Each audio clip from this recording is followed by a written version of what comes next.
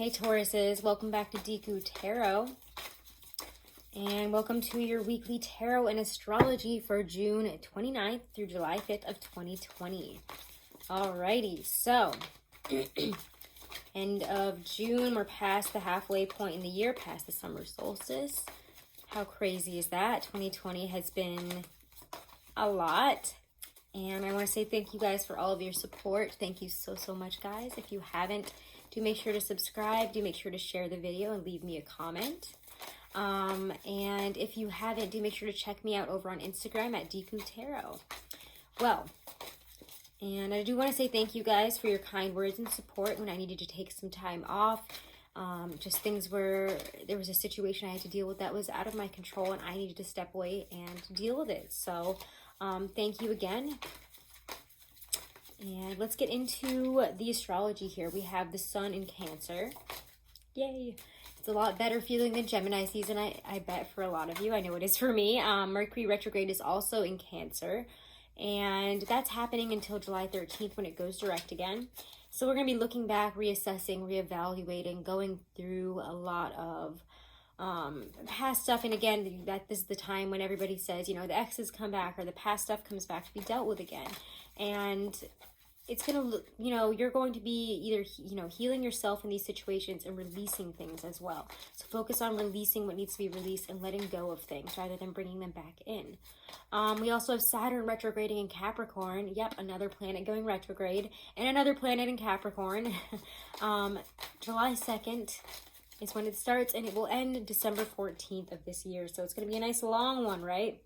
And then we're ending the week here with this, the third eclipse here in the past month here. So it's going to be a full moon eclipse, a full moon lunar eclipse in Capricorn.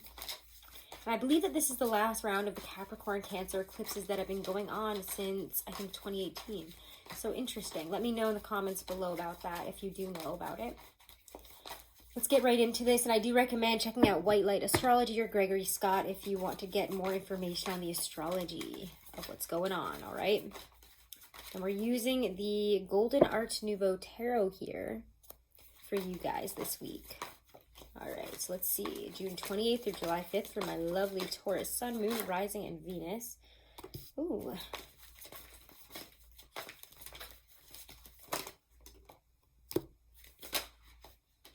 Wow.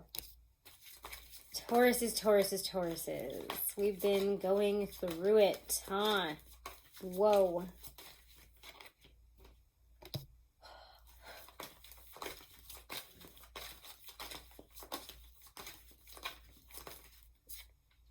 Okay, wow. You guys are just giving me quite the spread here right now. So let's get into this.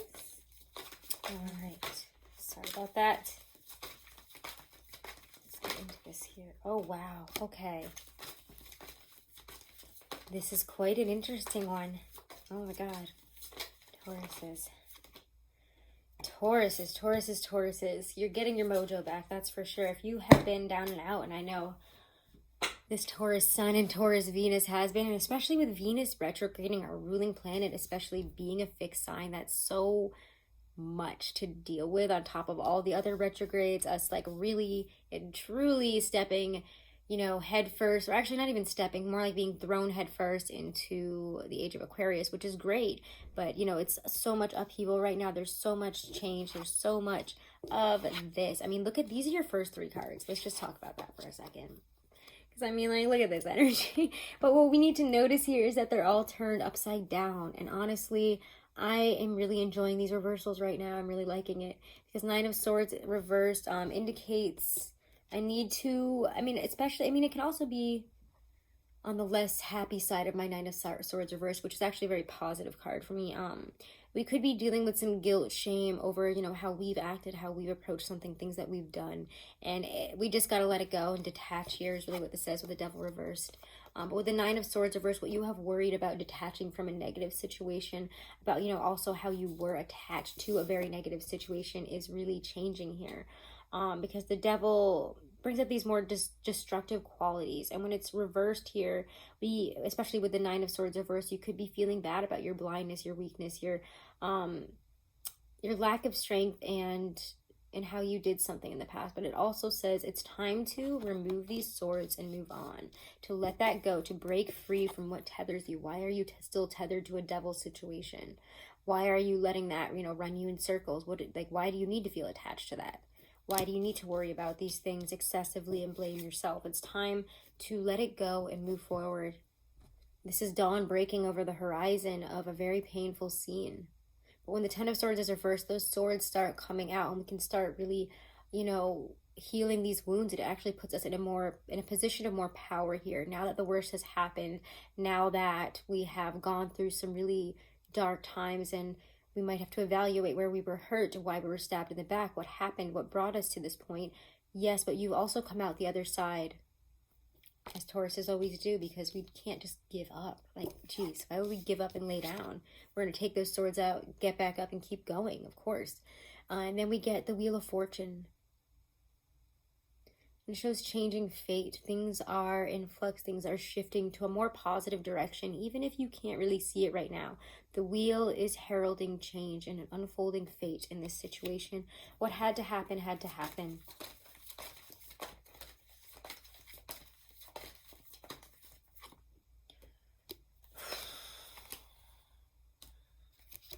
This is interesting. After that, you get that Three of Swords.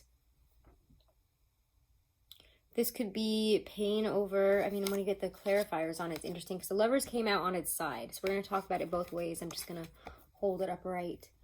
We had to maybe we were unhappy here about a choice that we had made in the past. And it feels to me that we need to make a better one in the future. And it's time to choose to let go of something that we haven't been able to move on from, a choice that we weren't happy we made, a decision maybe in a love relationship that we don't feel good about. A choice that we made that eventually maybe even broke our heart or ruined a situation. But Six of Swords reversed shows this difficulty in moving on from it. And that's why those Three Swords are there. And you have to give yourself time to really work through all of this here and gain a better and more stable footing on it all. And you have to know that what you have gone through has only built you up and made you stronger, but you have to really reckon with the areas that you brought onto yourself in this situation. I'm not trying to be like, it's all your fault or something like that, Taurus, but there's clearly some shame, guilt, and things that you're carrying here based on the cards, and it's what's really hurting you rather than it feels like the other person or other half of this situation. This feels more put in there by you rather than anybody else. But Ace of Cups comes up here with the King of Cups at the end. And we have to approach this heartbreak and this pain and these Three Swords, what we're feeling with love. We could also be feeling very, as Mercury retrograde comes up, we could be feeling a certain, Mercury retrograde brings up certain, exes, feelings about people from the past, things about ourselves, about our sexuality, all that stuff from the past, brings it all up to be reckoned with again. And maybe we need to really reassess what's coming up here and why it's coming up and why it makes us feel these dark things and this shame, this guilt, this sadness, and really looking at, why we're putting those Three Swords in our heart here when we don't need to be. If we can approach ourselves with love and forgiveness and understanding and a new chance here to understand what, again, even if you are the one who made the mistake in this situation and you're not proud of yourself, there's growth here in understanding that you can grow from it, and seeing it from the perspective that you're seeing it now is also grown, and you have to recognize that as well. And that's very beautiful.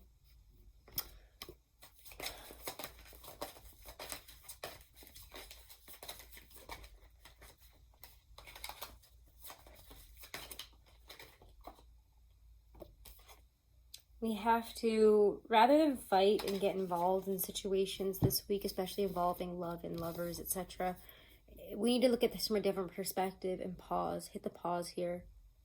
Again, remember that Mercury is in retrograde. Venus is just now going direct, and things need to be looked at from a different perspective. And you kind of need to wait it out here, especially in terms of love, for a more solid understanding. You have to be willing to put yourself in a position of self-sacrifice almost, and stagnancy in order to actually grow. So don't try to push forward on a lot of things this week. Let things work through you as you might. I feel that